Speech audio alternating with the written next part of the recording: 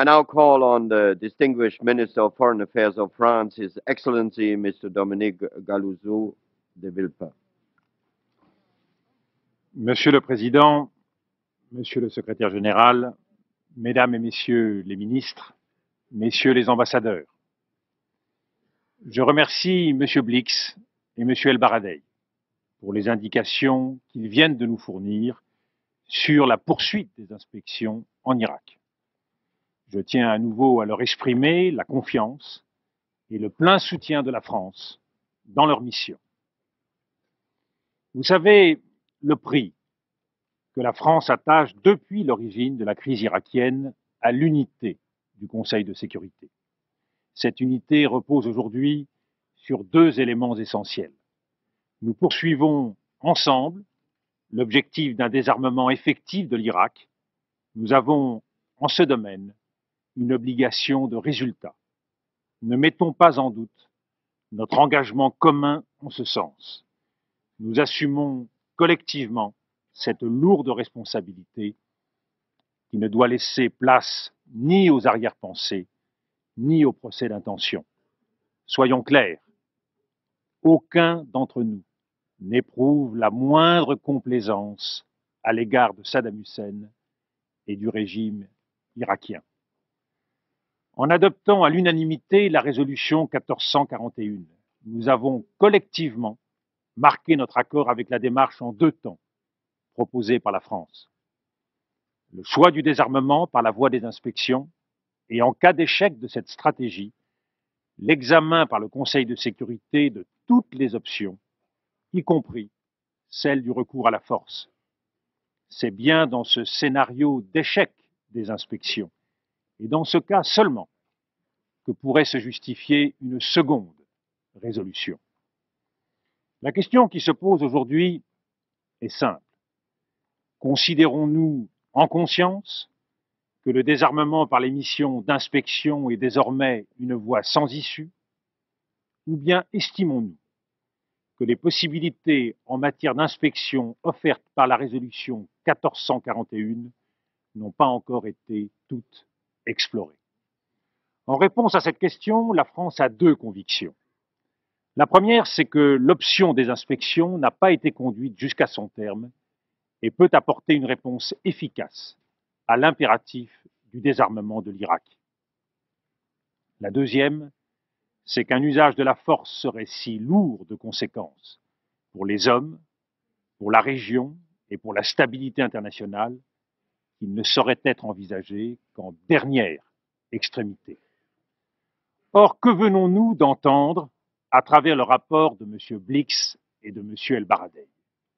Nous venons d'entendre que les inspections donnent des résultats. Bien sûr, chacun d'entre nous veut davantage. Et nous continuerons ensemble à faire pression sur Bagdad pour obtenir plus. Mais les inspections donnent des résultats. Lors de leur précédente intervention au Conseil de sécurité le 27 janvier, le président exécutif de la CCVNU et le directeur général de l'Agence internationale de l'énergie atomique avaient identifié précisément les domaines dans lesquels des progrès étaient attendus. Sur plusieurs de ces points, des avancées significatives ont été obtenues. Dans les domaines chimiques et biologiques, les Irakiens ont remis de nouveaux documents aux inspecteurs. Ils ont aussi annoncé la création de commissions d'investigation dirigées par les anciens responsables des programmes d'armement, conformément aux demandes de M. Blix. Dans le domaine balistique, les informations fournies par l'Irak ont permis aux inspecteurs de progresser également. Nous détenons avec précision les capacités réelles du missile Al-Samoud. Maintenant, il convient de procéder au démantèlement des programmes non autorisés, conformément aux conclusions de M. Blix. Dans le domaine nucléaire, des informations utiles ont été transmises à l'Agence internationale de l'énergie atomique sur les points importants évoqués par M. El Baradei le 27 janvier dernier. L'acquisition d'aimants susceptibles de servir à l'enrichissement d'uranium et la liste des contacts entre l'Irak et le pays susceptible de lui avoir fourni de l'uranium. Nous sommes là au cœur de la logique de la résolution 1441. qui doit assurer l'efficacité des inspections grâce à une identification précise des programmes prohibés, puis à leur élimination. Nous sommes tous conscients que le succès des inspections suppose que nous aboutissions à une coopération pleine et entière de l'Irak. La France n'a cessé de l'exiger. Des progrès réels commencent à apparaître. L'Irak a accepté le survol de son territoire par des appareils de reconnaissance aérienne. Il a permis que des scientifiques irakiens soient interrogés sans témoin par les inspecteurs. Un projet de loi prohibant toutes les activités liées au programme d'armes de destruction massive est en cours d'adoption, conformément à une demande ancienne des inspecteurs. L'Irak doit fournir une liste détaillée des experts ayant assisté en 1991 aux destructions des programmes militaires. La France attend bien entendu que ces engagements soient durablement vérifiés. Au-delà, nous devons maintenir une forte pression sur l'Irak pour qu'il aille plus loin dans la voie de la coopération. Ces progrès nous confortent dans la conviction que la voie des inspections peut être efficace. Mais nous ne devons pas nous dissimuler l'ampleur du travail restant à accomplir. Des questions doivent être encore élucidées, des vérifications doivent être conduites, des installations ou des matériels doivent sans doute encore être détruits. Pour ce faire, nous devons donner aux inspections toutes les chances de réussir. J'ai fait des propositions le 5 février devant le Conseil. Depuis lors, nous les avons précisées dans un document de travail adressé à M. Blix et à M. El Baradei et communiqué aux membres du Conseil. Quel est leur esprit? Il s'agit de propositions pratiques et concrètes qui peuvent être mises en œuvre rapidement et qui sont destinées à renforcer l'efficacité des opérations d'inspection. Elles s'inscrivent dans le cadre de la résolution 1441 et ne nécessitent par conséquent aucune nouvelle résolution du Conseil. Elles doivent venir à l'appui des efforts menés par M. Blix et M. El Baradei. Ils sont naturellement les mieux à même de nous dire celles d'entre elles qu'ils souhaitent retenir pour assurer la meilleure efficacité de leurs travaux. Dans leur rapport, ils nous ont fait des commentaires utiles et opérationnels. La France a déjà annoncé qu'elle tenait des moyens supplémentaires à la disposition de M. Blix et de M. El Baradei, à commencer par ses appareils de surveillance aérienne Mirage 4. Alors oui, j'entends bien les critiques. Il y a ceux qui pensent que dans leur principe, les inspections ne peuvent avoir aucune efficacité. Mais je rappelle que c'est le fondement même de la résolution 1441 et que les inspections donnent des résultats. On peut les juger insuffisants, mais elles sont là. Il y a ceux qui croient que la poursuite du processus d'inspection serait une sorte de manœuvre de retardement visant à empêcher une intervention militaire. Cela pose naturellement la question du temps imparti à l'Irak. Nous sommes là au centre des débats. Il y va de notre crédibilité et de notre esprit de responsabilité. Ayons le courage de mettre les choses à plat. Il y a deux options. L'option de la guerre peut apparaître a priori la plus rapide. Mais n'oublions pas qu'après avoir gagné la guerre, il faut construire la paix. Et ne nous voilons pas la face. Cela sera long et difficile, car il faudra préserver l'unité de l'Irak, rétablir de manière durable la stabilité dans un pays et une région durement affectés par l'intrusion de la force. Face à de telles perspectives, il y a l'alternative offerte par les inspections, qui permet d'avancer de jour en jour dans la voie d'un désarmement efficace et pacifique de l'Irak. Au bout du compte, ce choix-là n'est-il pas le plus sûr et le plus rapide?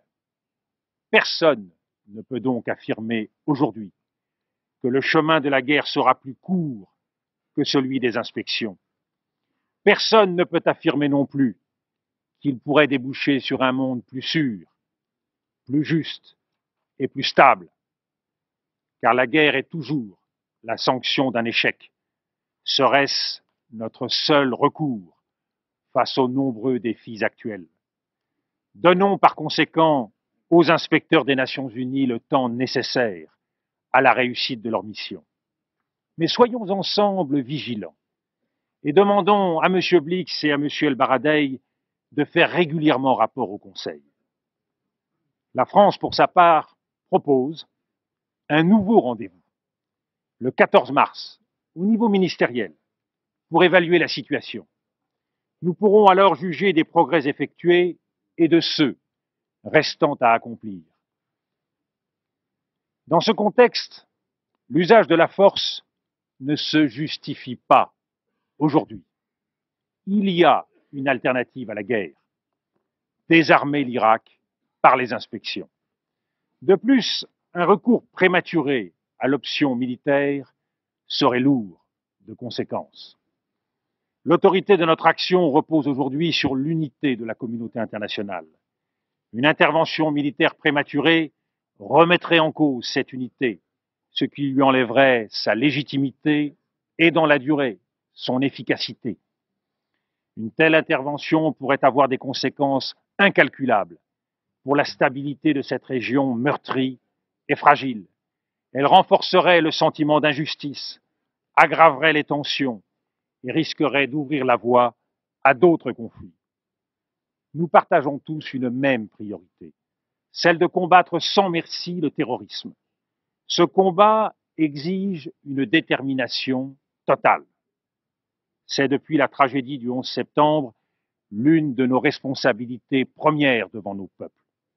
Et la France, qui a été durement touchée à plusieurs reprises par ce terrible fléau, est entièrement mobilisée dans cette lutte qui nous concerne tous et que nous devons mener ensemble.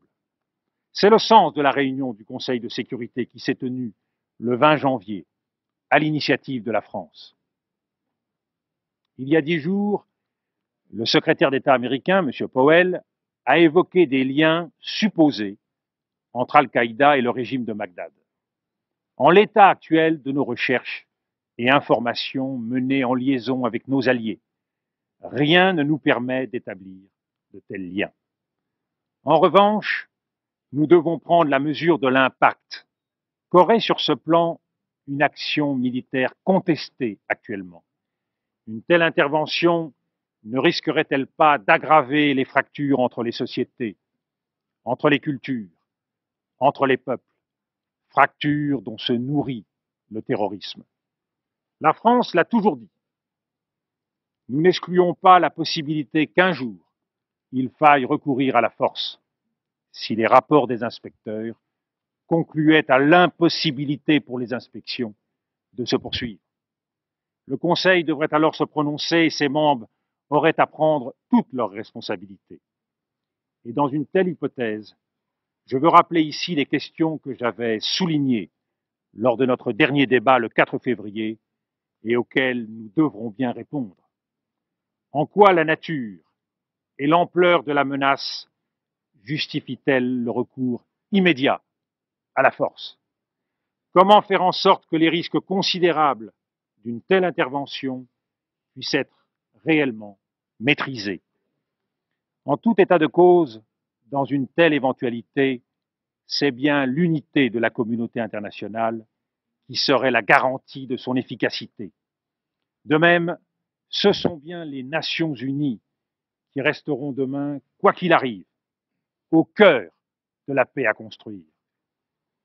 Monsieur le Président, à ceux qui se demandent avec angoisse quand et comment nous allons céder à la guerre, je voudrais dire que rien, à aucun moment, au sein de ce Conseil de sécurité ne sera le fait de la précipitation, de l'incompréhension, de la suspicion ou de la peur.